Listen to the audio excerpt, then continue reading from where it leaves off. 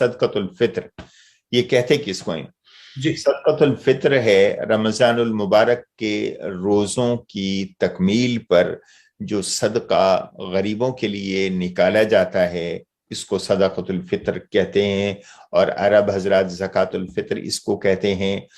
तो ये सदका वाजिबी है, ये वाजिब है हर साहिब इस्तिताअत पर।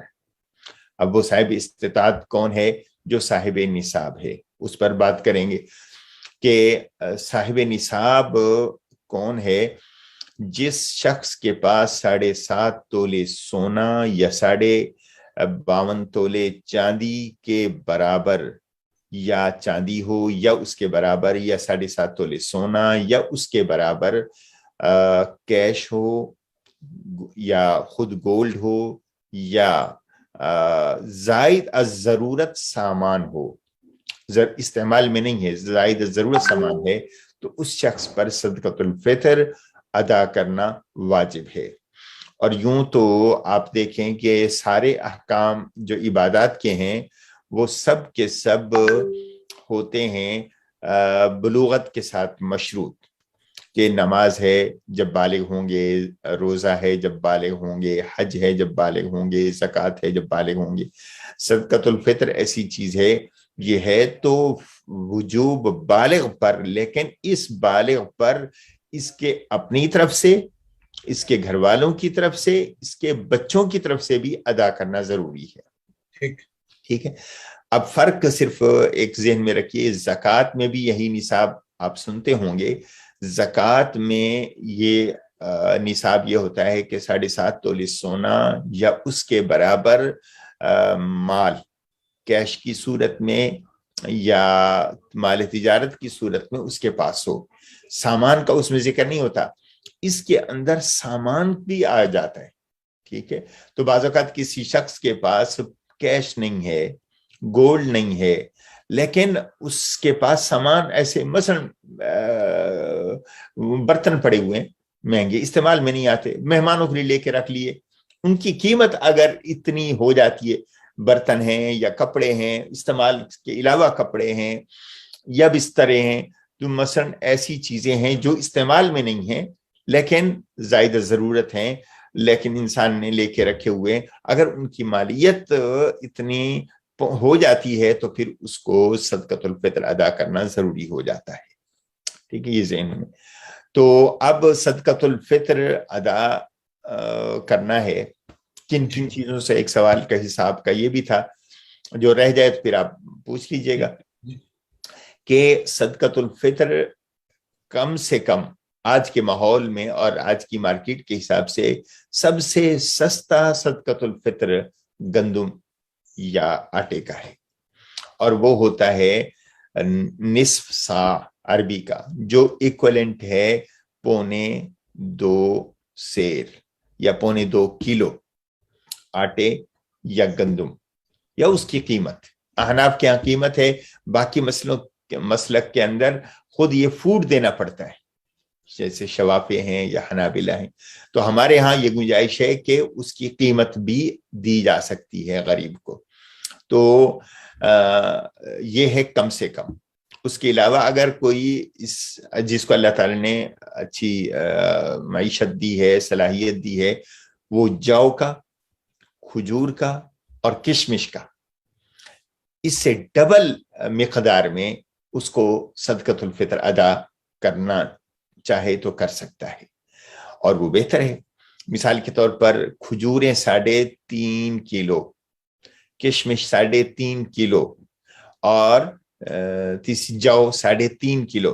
एक जमाने में जौ की कीमत गंदम के मुकाबले में कम हुआ करती थी हुजूर सल्लल्लाहु अलैहि वसल्लम के जमाने में, तो उस वक्त जौ का जो निसाब रखा वो डबल रखा।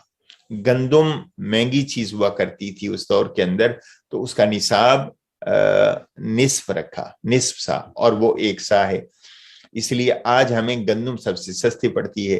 तो 2.25 सेर जो गंदम है उसका कोई 30 से कम उसकी कीमत बनती है, इसलिए हमने एहतियातन $30 मुकर्रर किया है। تو یہ کم سے کم ہے. اگر کسی کو اللہ نے صلاحیت دی ہے وہ کھجور کے حساب سے دے دے.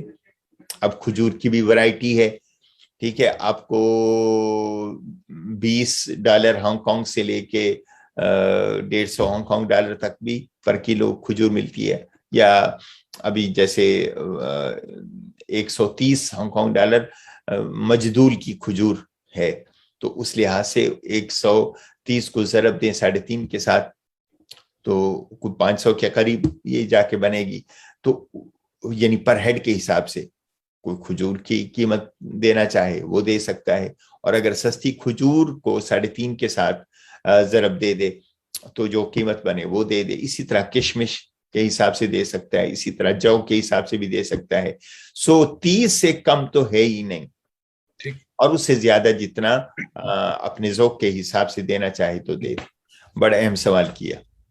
اب 3 کیٹیگریز بن گئی, ایک وہ جو زکوٰۃ دینے والا ہے, ایک وہ جو زکوٰۃ لینے والا ہے, اور تیسرا وہ جو زکوٰۃ نہ لے سکتا ہے نہ دینے والا ہے, البتہ اس پہ صدقۃ الفطر ہے.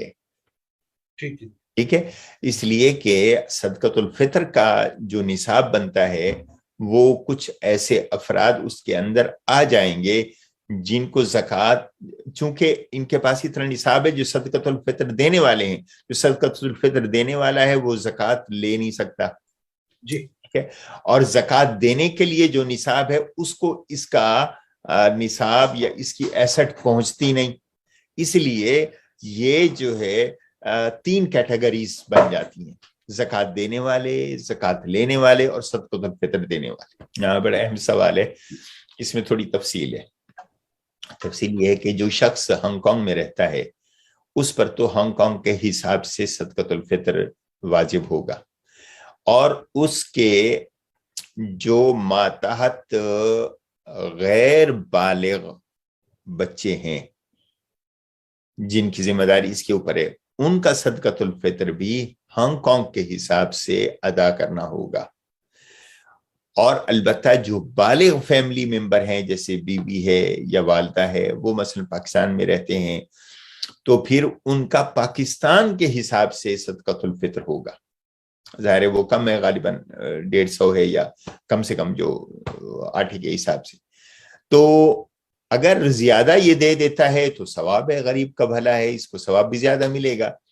لیکن اگر یہ وجوبی حکم پر عمل کرتا ہے تو یہ اس کا اپنا اور اس کے نابالغ بچے جو اس کی ذمہ داری ہیں ان کا صدقۃ الفطر ہانگ کانگ کے حساب سے, اور جو بالغ ہیں ان جہاں پہ وہ رہ رہے ہیں اس جگہ کے حساب سے ان کا صدقۃ الفطر ادا کر دے.